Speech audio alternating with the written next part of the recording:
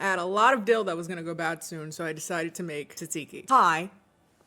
It's Kendall here. If you're new around here, welcome. If you're not new around here, what is up, home skillet biscuit? Buckle up, we're watching something Filipino, bitch. God, I love the Philippines. Y'all are a mess. I love it. A few years ago, I discovered the joy and the chaos that are Filipino dramas. There's something so mystical and horrible and just, my heart. On this channel at this point, we've watched like 3 Filipino movies, so this is our 4th one. It will be similar to our last viewing experience for those of you that recall My Father, Myself and how disturbing that was. You're in for a treat. But yes, if you've ever wanted something chaotic, melodramatic, and completely and utterly asinine to watch, like you're just feeling like you're in the mood for something very telenovela-esque, I would recommend maybe venturing a bit into a Filipino drama. They're usually about infidelity in one way or another, but it's never like normal infidelity, never like the way that people usually cheat. Like sometimes it'll be things like, oh, I cheated on you with my coworker, but it's never just that. It's always like, I cheated on you with my coworker and now she's pregnant and she owns a bookstore, the one that you always go to, and apparently now she's thrown acid in your face and that's why you're illiterate and you can't come to her bookstore anymore. I don't know, it's just always dumb and I love it. Hence, I figure we should tackle a film that was recommended to me on Twitter, love you, called May, December, January. Does the movie have anything to do with that title? No. Also, beyond me saying that it has a similar vibe as My Father, Myself, if you've seen that video of mine, I don't want to prepare you for it really at all. I don't want any real introduction to the film other than it being Filipino, messy, a little bit gay, which should put you in a particular mindset, I feel like. It made me feel a lot of feeling, none of them good. I screamed a lot at the screen. It's also on Tubi. If you would also like to ruin your day free with ads. Hello everyone, this is Admiral Kenny, popping in to let you know about today's sponsor, Rocket Money. Are you bad with money? Maybe an impulse shopper? Maybe you subscribe to things and forget you subscribe to them. Maybe you're saving up for something. Well, Rocket Money is just the app that can help you out with that. Rocket Money is the personal finance app that helps you cancel subscriptions, negotiate your bills, and manage your money better. It looks through your finances, sees where you can save some money, offers to negotiate bills if they're looking a little high for you. My internet bill was looking a little woo. And they were like, you sure you don't want us to talk on your behalf about that? And honestly, because I'm not good with confrontation, I was like, yes, of course, I would love for somebody else to handle that. I don't want to do it. It also helps you budget and gives you spending alerts so that you know that you're on track or you're not on track for your financing goals right now. They have smart savings. I personally like to use that for any very specific thing that I'm saving up for. They also bring to your attention and cancel any unwanted subscriptions, especially those ones that you forgot about. You definitely forgot about that monthly $2.99 that's leaving your account and you don't know what it even is. Rocket Money can cancel that for you. So if you would like to join the over 5 million members of Rocket Money who are taking control of their finances today, you can click on my link down below and get started for free. That's rocketmoney.com/KennieJD to get started with Rocket Money for free. Big thanks again to Rocket Money for sponsoring today's video. Now let's get on to the debauchery. Now we'll go into May, December, January.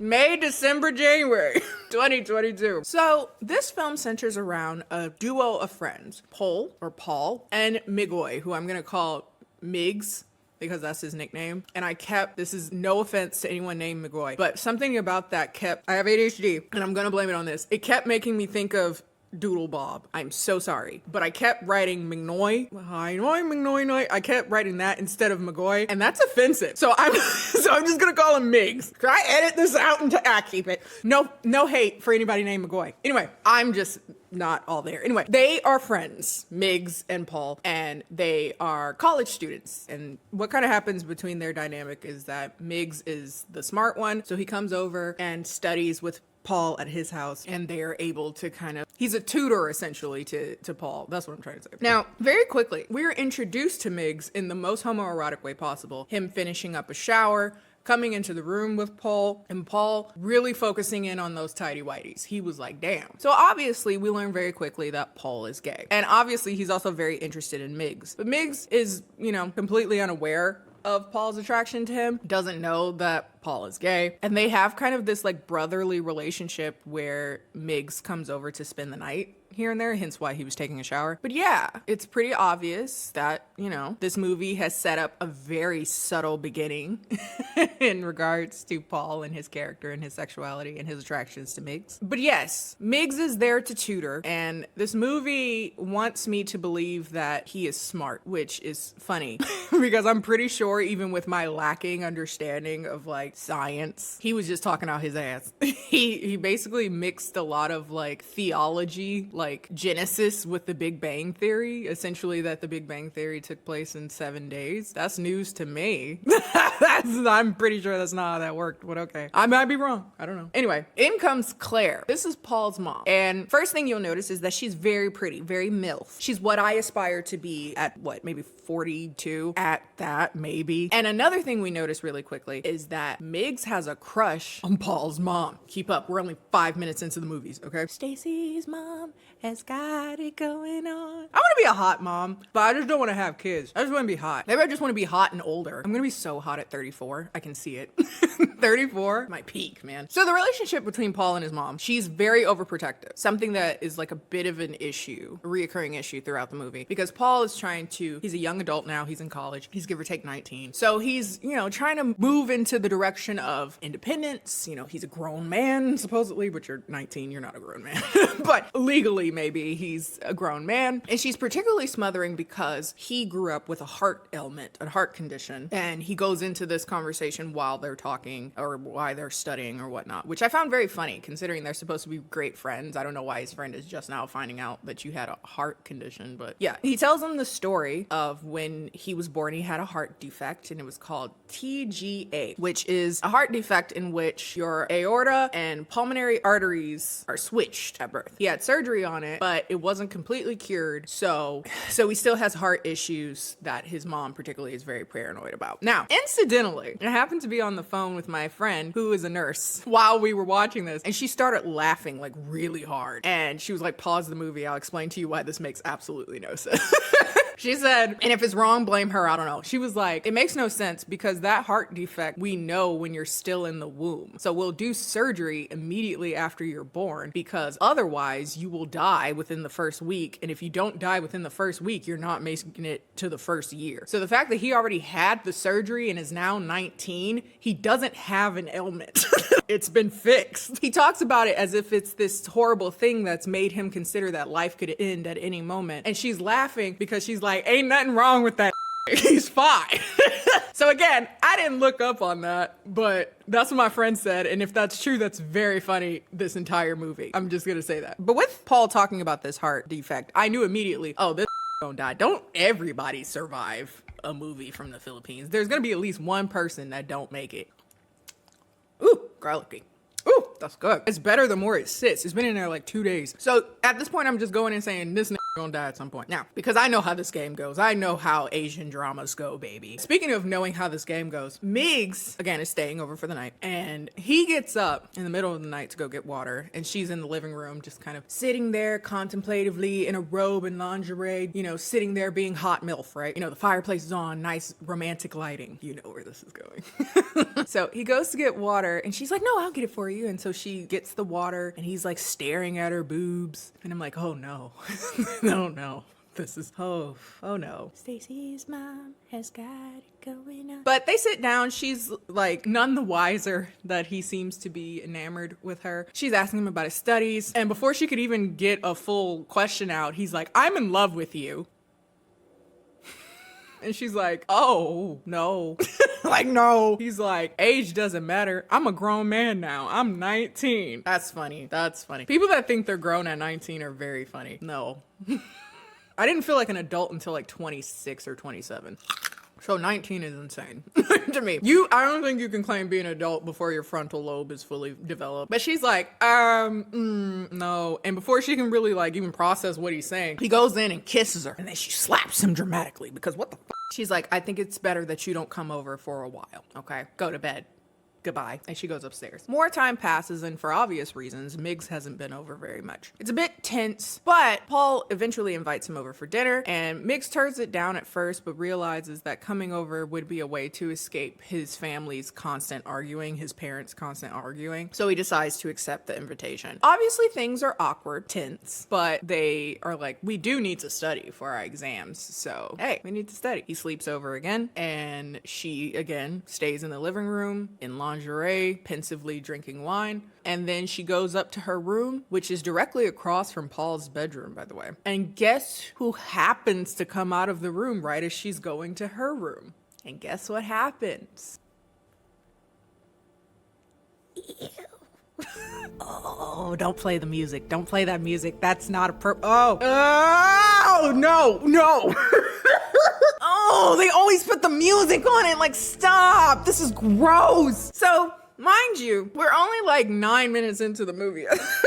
Very rarely does this much happen before the 10-minute mark. We have Paul has a heart defect, and the love of his life is Miggs, who is not gay and is currently wanting to fuck his mama. Guess what they do, by the way? They don't just make out. They actually that night directly across from where her son is sleeping. And they play the music as if this is cute. And then they have him just like laying across her chest after they had sex, giving very like mommy milky's kink. Ooh, breastfeed me kink. Oh, I hate it here. But after they're done, she tells him to hurry and get dressed and go back into the room before Paul notices that he's gone. And he's like, I don't regret what we did. All I need to know is if you love me too. And she's like, maybe what? Okay, anyway, I'm sorry. She's like, let's take our time. Let's not think too far ahead right now. He starts calling her Claire instead of like ma'am or any other honorific that he's used up until this point. He's like, Claire.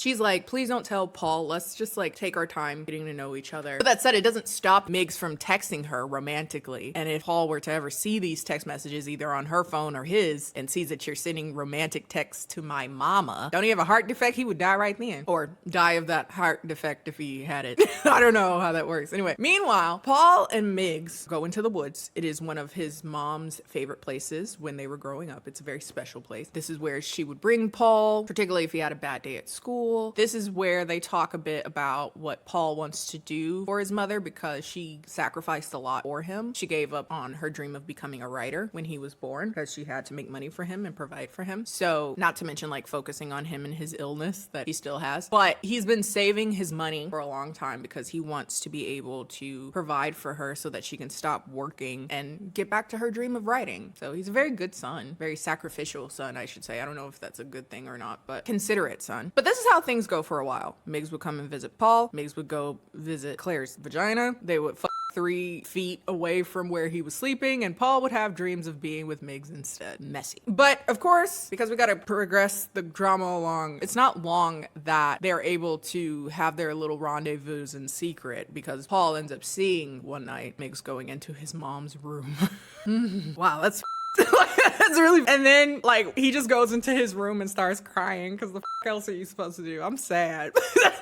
The dude that you have a crush on, one is not gay, so doesn't want you anyway. The person that he wants is your mom, and they're fucking in the room across from you. Gross. I would shed a tear or two.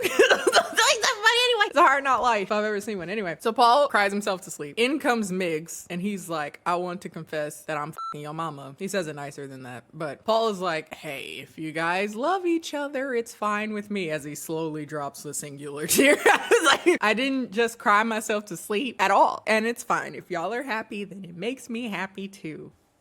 Tear.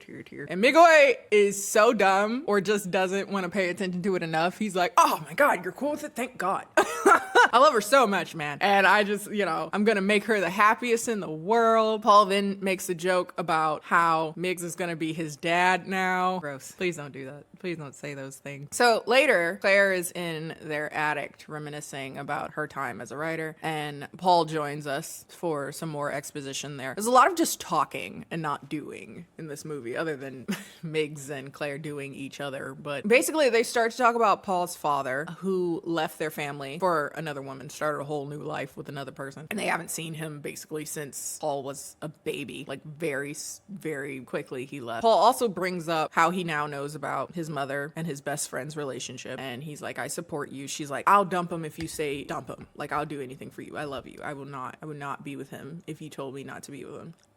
He's like, no, I want you to be happy. Then a very funny part of this movie happens where Paul then confesses that he's gay. And without missing a beat, his mom says, of course.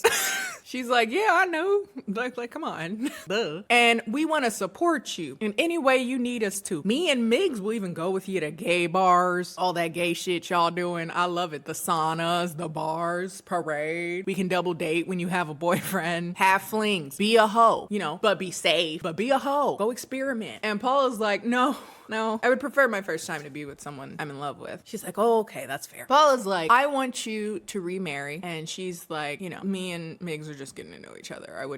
We're not gonna even talk about marriage at this point. But if we do talk about it, you'll be the first to know. He's like, if it happens, I'll walk you down the aisle. And she's like, oh, I would love that. Now, though Paul is very understanding about his best friend now his mama, they don't make it easy on him because they love having weird ass sexually charged conversations in front of him. Like Migs starts talking about pig orgasms and how many times a day lions be fucking, how humans and dolphins are the only species that has sex purely for pleasure, which I would garner to say is not true. Have y'all ever seen monkeys fucking in the zoo? They be going at it. Have you ever seen a gorilla give head? I have. I was like, oh my God, I didn't even know they do that.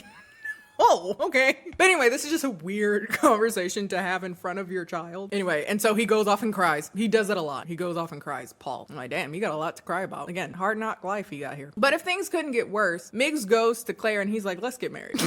I've known you for a few years because you're my best friend's mom. I've dated you for 3 days. I've never loved anyone more in the entire 48 hours I've been alive. Like, let's get married. I've never been more sure about anything. And I'm sitting here like, I'm 29 and dating a college sophomore. There's nothing appealing about that at all. That's a fetus. I'm not talking to no fucking 19-year-old talk. She's like, slow your roll. You're still young and we still have time. He's like, okay, then let's do something completely chill. Meet my parents. Let me introduce you guys to my parents. I want to introduce them to my girlfriend who is double my age and also my best friend's mother. They would be so chill with it. So they do just that, and it's incredibly awkward, as you can imagine. The parents are like, why are you guys in a relationship? What are y'all gonna live off of money-wise? He's 19. Y'all getting married? That's a choice. But it goes relatively fine considering, but I don't know. Now, if things couldn't get any more terrible, we have the next scene. Migs is sleeping over again, and for some reason he's sleeping in the same bed as Paul again, even though now everyone knows they're in a relationship. He could sleep with Claire, I guess. But we need to have this scene happen, so I guess it's fine. Paul is awake, and they start playing the music, and that's when I know something very weird is about to happen. And I hate it.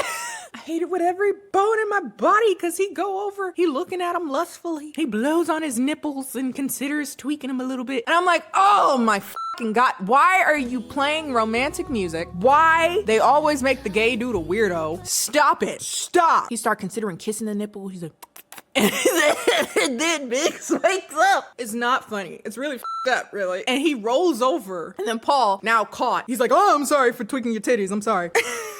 And Migs is like, there's nothing to be ashamed of. I didn't know you was gay. I'm not though. So he's like, I'm sorry that I'm not gay. And he's like, why are you apologizing? I should be apologizing, which is correct. But they make up, ignoring the somnophilic titty touching, and they move along in their lives. They carry on as best friends, just ignoring the truth that Paul is interested in Migs and Migs is in love with Paul's mom. It's a complicated time we're in. But that doesn't stop Migs from saying and doing weird shit. Like, this is definitely a movie where there is no actual substance. It's just a premise, like a taboo idea, and that's all there is. So it's just a lot of playing around with the taboo idea. Because Migs is like, let's look for you a boyfriend. Here's my cousin, And he's like, here's somebody I know, he's gay. What about this gay? You want this gay? And he's like, no, I don't want that person. He was like, oh, you need somebody that's like me. Yeah. I wish I had a brother or somebody that looks like me. He was like, well, consider how weird that would be. Considering you're about to be my daddy. That's the word he uses. Please don't use that word. Oh my God. And I would be dating now my stepbrother. No. Like, no. Wait, No, my uncle, my step uncle. I would be dating my uncle. It's too weird. That is where they draw the line. That's too weird. But Migs is like, I just want you to find somebody that makes you as happy as me and your mother are. Like, fuck you. But we only have like 30 minutes left in this movie, so we're gonna have to move along Paul dying. But he comes home, he's feeling ill, and he passes out from that heart disease that he still has. But it seems that he is going to die. Well, not yet. His health is failing at this point, and this is when we're starting to notice that things are getting more serious, you know? But he gets out of the hospital. Paul tells Migs that he has made peace with the concept of death. His illness has made him always remember that, you know, life could stop at any time, and for anyone, he could outlive both of them, you know? But this only makes Migs feel like he wants to find a partner for Paul sooner, something that Paul tells him not to do. This he does through text messages that his nosy ass mama ends up seeing, and this is how she finds out that Paul had feelings for Migs. She's like, oh my God, I've been dating the man that my gay son likes, who is also his best friend. I can't keep doing this. I gotta stop this. I gotta do anything for my baby. And this is when I said, no, they wouldn't do the thing that I think they're gonna do. Certainly. Even that would be a bit too far for a Filipino drama. Could it possibly be that Claire, Paul's mother, is gonna go to her boyfriend, who is Paul's best friend and is also heterosexual, and is going to say to said boyfriend slash son's best friend, hey, can you my son? He's dying. Surely that is not what's gonna happen. Well, she does exactly what I just said. She's like, my son only has so much time left, Migs. He has so much time left on this earth, and he wants to have sex with somebody he loves. So please, will you please blow my son's back out? We should break up and y'all should get together. And Migs is like, no, why would we do that? She's like, because me being with you is hurting him and he only has so much time.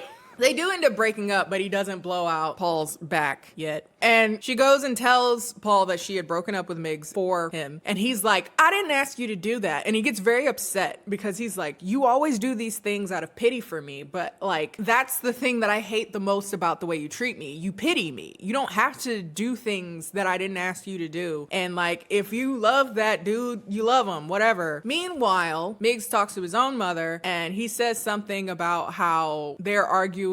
His father and mother arguing is just how they show love to each other, which that's a dumbass way to think of that. That would make sense why you ended up with your best friend's mom, though. It sounds like there's some issues at home, but anyway. But this does result in a reconciliation of sorts between him and his mother, even though we never saw them at odds.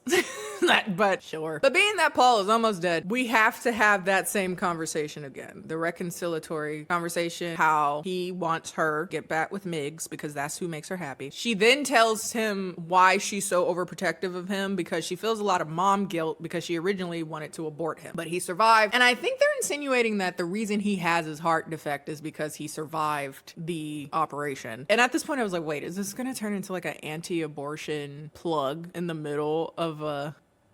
Anyway, like this is the middle of a movie about a woman and her son's best friend. This is anyway, but they make up. Their relationship is stronger than ever, but that's not the same for Paul's heart. I'm sorry. I do that transition. He doesn't have much time left. So they spend more time as a group. The mom, Paul, and Migs, they go to all their special places. They make memories because that dude's gonna die. And while everything's happening, they're playing like cute acoustic guitar cafe music to maybe help us ignore that this is fucking dumb. Speaking of dumb, Claire, to tie up any more loose strings, Claire has Paul sit and FaceTime his father, who he hasn't talked to ever. The father's cool with it. He's like, yeah, when I left y'all, when I abandoned y'all and got a new family, I got kids from that. You want to meet your brothers and sisters? And it's just like, yeah, I would like to build a relationship with you after nearly 20 years or whatever. But being that the movie's about to end, we can't really sit here and think too hard about that, honestly, because this is supposed to tie up strings, not open more up. Anyway, but time is running out. And so Claire must ask that question again. Migs, please my son.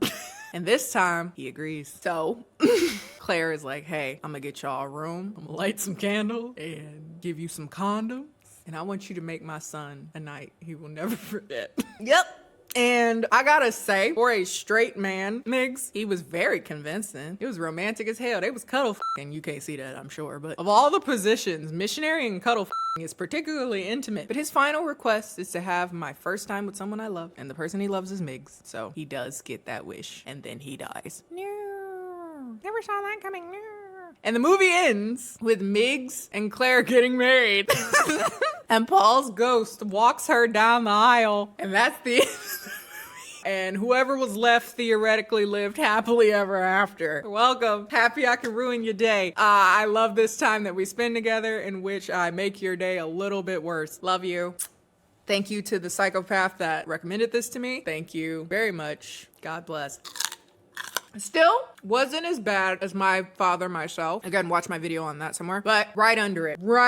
God bless the Philippines. If you end up watching the movie, feel free to put the comments down below. I want to know how that went. Especially if you went in without reading the synopsis of the movie, because it really ruins the effect. Love you. Heart. So if you like this video, follow me on all my social media, Instagram and Twitter, both of which are KennieJD. Thank you for all the comments on my hair for the last video. I feel like I should make like a short or something about how I do my hair, because a lot of people were asking about it. This is a braid out. Last week's was a twist out. I prefer twist outs, honestly. This is a little weird. I don't really like the way my the pattern looks on my hair when I braid it. But anyway. But yes, follow me on social media, Instagram and Twitter, both of which are KennieJD. Also, watch Connect the Dots, where I interview people and make a fool of myself and interact with humanity. If you want to see me be awkward because there's other people in the room, great way to see that in real time. And I will see you guys next time.